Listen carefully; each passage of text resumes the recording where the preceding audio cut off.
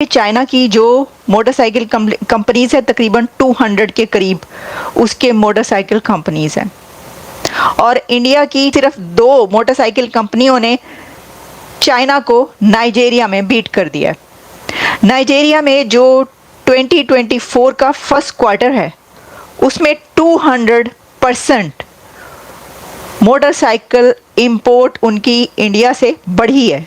और ये जो वो बिलियनियर्स हैं जो दुनिया में हमारे लिए लड़ते हैं। मैडम, हैफा पोर्ट को डेवलप करना था, वो हैफा पोर्ट आज चाइना के पास होता तो क्या ये IMEC कंप्लीट हो पाता? वो हैफा पोर्ट जो इजराइल का है वो अडानी ने डेवलप कर दिया। इंडिया के ड्रेसेस की ग्लोबल एक्सेस बढ़ती जा रही है, ठीक है जी। अपने ट्रेडिशन को मार्केट कर रहे हैं, अपने कल्चर को मार्केट कर रहे हैं। इंडिया के फैशन डिजाइनर्स जो है पूरी दुनिया में जिसे वो कहते हैं ना, अब फॉर एग्जांपल जॉन सीना जो है वो जनाब एम्ब्रॉयडर्ड स्काई ब्लू शेरवानी पहन के आया। मैम, कोलंबो पूरे का पूरा कोलंबो पोर्ट जो है वो चाइना के कंट्रोल में जा चुका था। इस अडानी ने मैडम चाइना को काउंटर करने के लिए कोलंबो पोर्ट के ऊपर अपनी पूरी बर्थ डेवलप कर दी और कहा चाइना को काउंटर करना शुरू कर दिया। म्यांमार के अंदर देख ली, बांग्लादेश के अंदर देख ली, इंडोनेशिया में, सिंगापुर में, जहां आप कहेंगे वहां पर अडानी या अंबानी दोनों ही तो खड़े हुए हैं और ये काउंटर कर रहे हैं चाइना। दोस्तों, हमारे जितने भी बड़े बड़े बिजनेसमैन हैं, चाहे वो अंबानी है, अडानी है, टाटा है, मित्तल है, महिंद्रा है, दोस्तों ये हमारे सोल्जर्स हैं, ये भी हमारे सिपाही हैं दोस्तों, जो हमारी देश की सेवा करते हैं। इसमें कोई शक नहीं है कि जितने भी बिजनेसमैन हैं वो देश की प्रगति के अंदर बहुत तेजी से कंट्रीब्यूट करते हैं। और आप हकीकत मानिए, इन्होंने चीन, अमेरिका और ना जाने कितने ऐसे हमारे दुश्मन मुल्क हैं जिनको काउंटर करने में बड़ी मदद की है। आप देख लीजिए, अदानी ने कहाँ कहाँ पोर्ट खोले, अंबानी ने कहाँ कहाँ पे, टाटा ने, देख लीजिए। इनकी वर्थ बढ़ती है, ठीक है, लेकिन ये लाखों नौकरियां भी तो जनरेट करते हैं। दूसरे देशों में जाके भारत के लिए अगर पोर्ट बना रहे हैं या एरोड्रम्स बना रहे हैं या कुछ भी कर रहे हैं तो उसके अंदर दूसरी कंट्री को वो रोक भी तो रहे हैं। चाइना जैसा देश जो पूरी दुनिया को गुलाम बनाने की सोच रहा था, अमेरिका जैसा देश जो राज करता था, आज भारत के आगे क्यों झुकता है? उसके पीछे कारण ये भी है दोस्तों ये बहुत बड़ी ताकत है भारतीयों की। इन्होंने ही चीन को निकाल कर अफ्रीका से बाहर फेंक दिया है। कमेंट्स कीजिएगा दोस्तों, वीडियो को लाइक और चैनल को सब्सक्राइब जरूर कीजिएगा। Thank you very much. India becomes top motorcycle supplier to Nigeria, surpassing China. Nigeria में मोटरसाइकिल सप्लाई करने वाला भारत वो पहला कंट्री बन गया है कि जिसने चाइना को बीट कर दिया है। और चाइना को बीट भी कैसे किया है कि याद रखिए कि चाइना की जो मोटरसाइकिल कंपनीज है तकरीबन 200 के करीब उसके मोटरसाइकिल कंपनीज हैं और इंडिया की सिर्फ 2 मोटरसाइकिल कंपनियों ने चाइना को नाइजीरिया में बीट कर दिया है।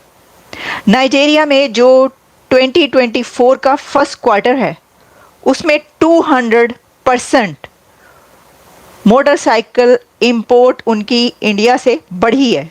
तो पहले ये होता था कि नाइजीरिया में चाइना से बहुत ज़्यादा इंपोर्ट होती थी मोटरसाइकिलों की और नाइजीरिया चाइना से बहुत मोटरसाइकिल्स लेता था।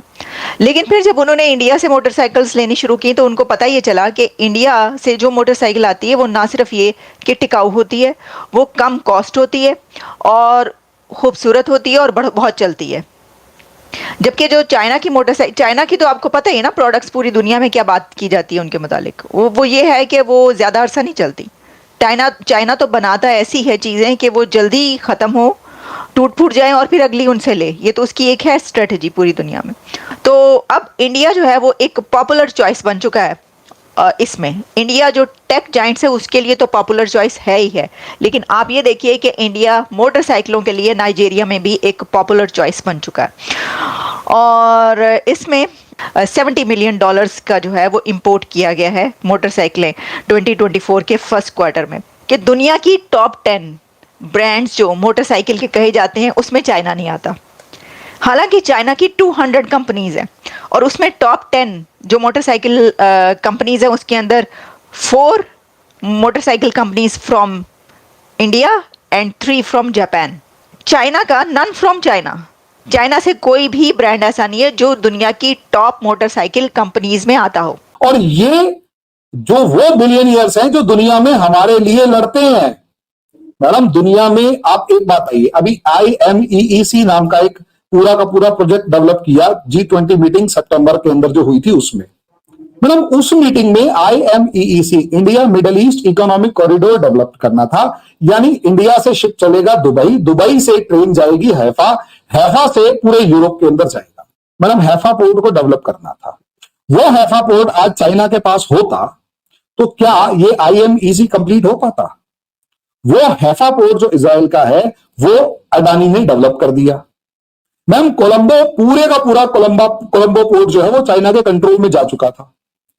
हमारे देश में कोई दूसरा ऐसा बंदा हो, ये जितने लिबरल्स वगैरह घूम रहे होते हैं, लिप्रोसी ऑफ इंडिया, ये सारे के सारे जो घूम रहे होते हैं, ये कह रहे थे अडानी अडानी। इस अडानी ने मैडम चाइना को काउंटर करने के लिए कोलंबो पोर्ट के ऊपर अपनी पूरी बर्थ डेवलप कर दी और कहा चाइना को काउंटर करना शुरू कर दिया।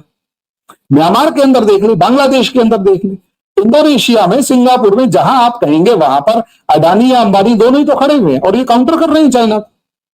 दे आर इंडियन सोल्जर्स जो दुनिया के अलग अलग देशों के अंदर हमारे काम ही तो कर रहे हैं। इसको इस तरीके से देखिए, हम इस चीज को हम समझाते हैं, लेकिन ये लिबरल्स जो होते हैं ना, ये स्वीट टॉकर्स और ब्रूटल किलर्स होते हैं। वो मीठा बोलने वाले, और जब इनको मारने का, ये मारते हैं किसी को तो उसकी गर्दन बहुत बुरी तरह काटते हैं। स्वीट टॉकर्स जो है मैडम, ये बिल्कुल गरीब की बात करेंगे, गरीब को गरीब रख के ही तो गरीब की बात की जाएगी।